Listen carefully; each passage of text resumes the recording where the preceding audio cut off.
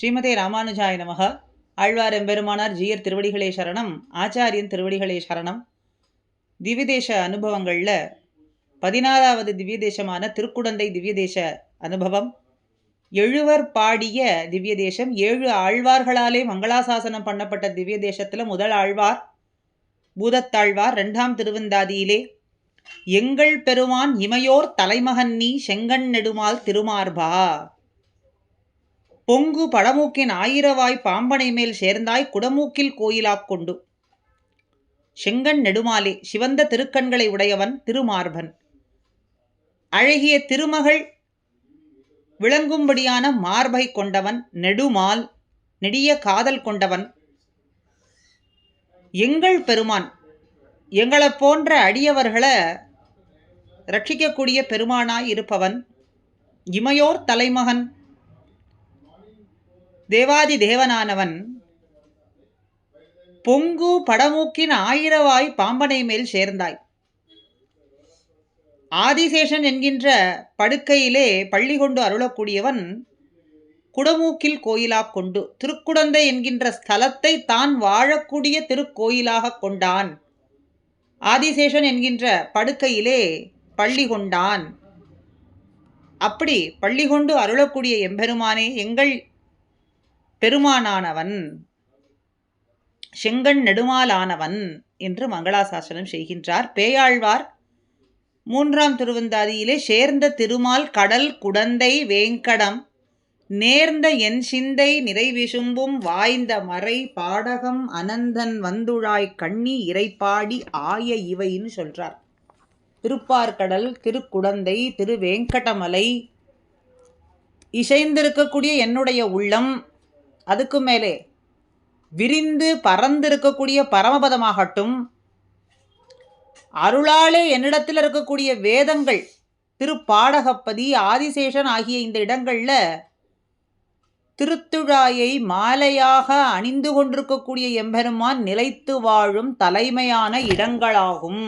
அப்போ மற்ற திவ்ய தேசங்கள்லாம் சொல்றது போலே கடல், திருப்பார்கடல், திருக்குடந்தை, திருவேங்கடம், இதெல்லாம் பாடகம் நேர்ந்த என் சிந்தையிலேயும்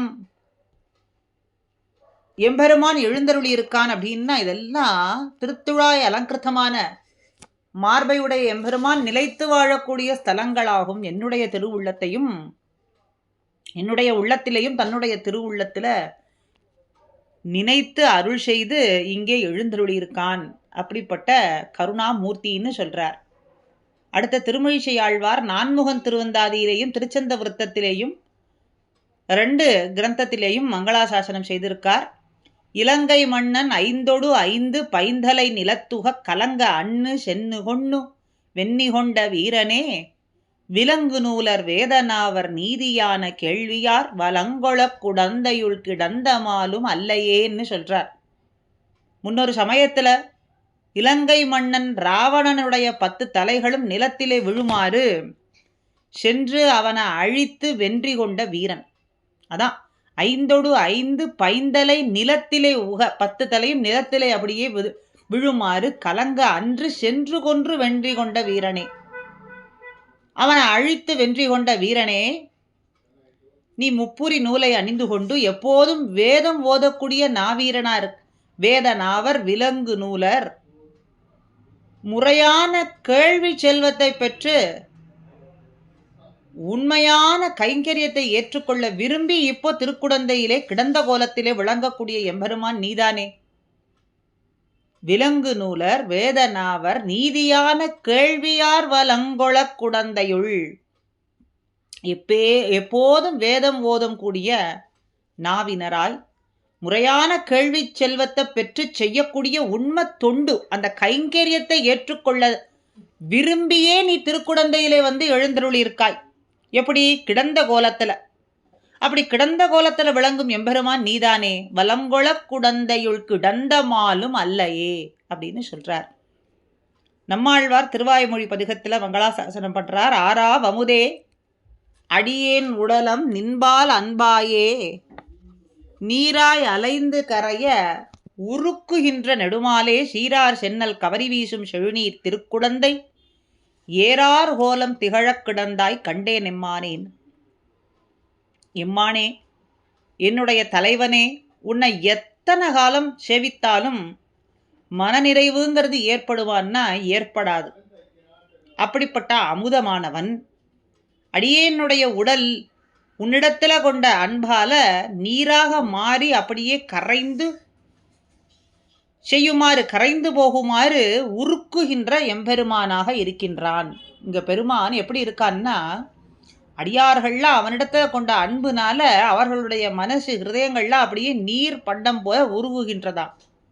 அப்படி உருக்கும்படிக்கு கரையும்படிக்கு செய்யக்கூடியவனா இருக்கான். சென்னல் கதிர்கள்லாம் உனக்கு சாமரம் வீசுவது போலே அசைந்து கொண்டிருக்கும். அப்படிப்பட்ட நீர்வளம் மிகுதியாக இருக்கு இந்த திருக்குடந்தையிலே.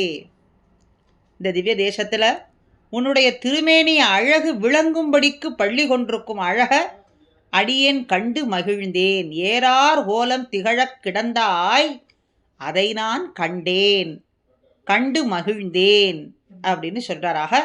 ஆறாவமுதே, எவ்வளவு அனுபவித்தாலும் மனநிறைவு அப்படிங்கிறது ஏற்படாது. இன்னும் அனுபவிக்க வேண்டும் எம்பெருமானை அனுபவிக்க வேண்டும் அப்படின்னு எத்தனை காலம் வணங்கினாலும் கூட மனநிறைவு ஏற்படாத அமுதம் போன்று இருக்கக்கூடியவன் அவன் தன்னை காட்ட நான் கண்டேன், அவனுடைய அனுகிரகத்தால நான் கண்டேன் அப்படின்னு சொல்றார்.